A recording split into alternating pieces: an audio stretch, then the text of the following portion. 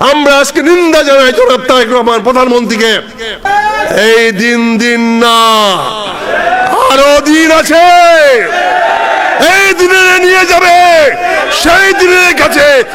আল্লাহকে শুকরিয়া, 4 জন আপনাদের সঙ্গে সমবেত হতে পেরেছিল, তারা রাস্তায় নেমেছিল, বিশ্ববিদ্যালয়ে কাজ করেছিল, শুকরিয়া জানাই। তবে তারা দুর্ভাগা, তারা শহীদ হতে পারে নাই, আহত হতে পারে নাই। আপনারা ভাগ্যবান, আপনার এদেশের জন্য, এদেশের জনগণের জন্য, মানুষের কল্যাণের জন্য, দেশকে ফ্যাসিবাদ মুক্ত করার জন্য, জনগণের অধিকার প্রতিষ্ঠা করার জন্য আপনারা কেউ চোখ দিয়ে, কেউ বুকে রক্ত দিয়ে, কেউ জীবন দিয়ে আজকে আমাদেরকে মুক্ত করেছেন। আমরা আপনাদের কাছে কৃতজ্ঞ। আমি মনে করি জাতি আজীবন আপনাদের কাছে মুগ্ধ থাকবে। আজকে যে কথা বলেছে মুগ্ধের পিতা, আমরা তখনই বলেছি যে এই যুদ্ধ যতক্ষণ তরুণরা এগিয়ে না আসবে ততক্ষণ পর্যন্ত যুদ্ধ আমরা জয়ী হতে পারবো না।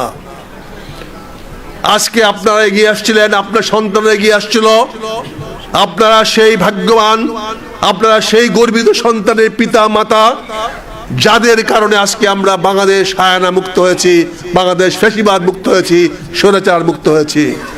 আগামী দিনেও বাংলাদেশকে যদি আমরা বৈষম্য বিরোধী করতে চাই, যদি গণতান্ত্রিক মূল্যবোধ অব্যাহত রাখতে চাই, তাহলে সব সময় আমাদের তরুণদের রক্ত প্রস্তুত রাখতে হবে। এই তরুণ ছাড়া কোনদিন সমাজ সামনে আগাতে পারে না। আমার পক্ষে এখন কিছু করা সম্ভব নয়, এই বক্তৃতা দিতে টায়ার্ড লাগে এখন, কাজে এখন আর কিছু করতে পারবো না। কাজে আজকে এই তরুণরা আগে আসতে হবে। আজকের এই মত বিনিময় সভা অনুষ্ঠান করার জন্য আমি জামাতে আমিরের কাছে কৃতজ্ঞতা জানাচ্ছি। এমন করে এই ধারাটাকে অব্যাহত রাখতে হবে, এমন করে সামনে এগিয়ে যেতে হবে, এই স্পৃহা যেন বন্ধ না হয়। যুদ্ধ আমাদের ক্ষান্ত হয় নাই, সময়ের সঙ্গে রণাঙ্গনের সঙ্গে পরিবর্তন হয়। কালকে দেখেছেন হবিগঞ্জে কি হয়েছে।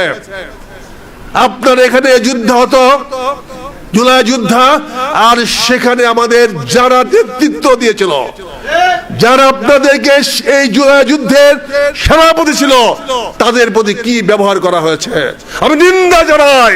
তারেক রহমান সাহেব, আপনার লজ্জা পাওয়া উচিত ছিল। ওরা যদি মামলা করতো কি হইতো, কি হইতো? মাননীয় বিরোধী নেতাকে অনুরোধ করব, আমরা আজকে নিন্দা জানাই জনাব তারেক রহমান প্রধানমন্ত্রীকে, যাদের কারণে আজকে আপনি মুক্ত হয়ে প্রধানমন্ত্রীর চেয়ারে বসে ঘুরে ফেরে বেড়াচ্ছেন গেঞ্জি গায়ে দিয়ে। এই গেঞ্জির পিছনে কে?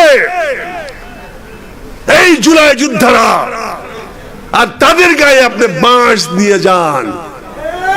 এই দিন না, আরো দিন আছে, এই দিনে নিয়ে যাবে সেই দিনের কাছে। সাবধান, সাবধান, সাবধান। আসসালামু আলাইকুম।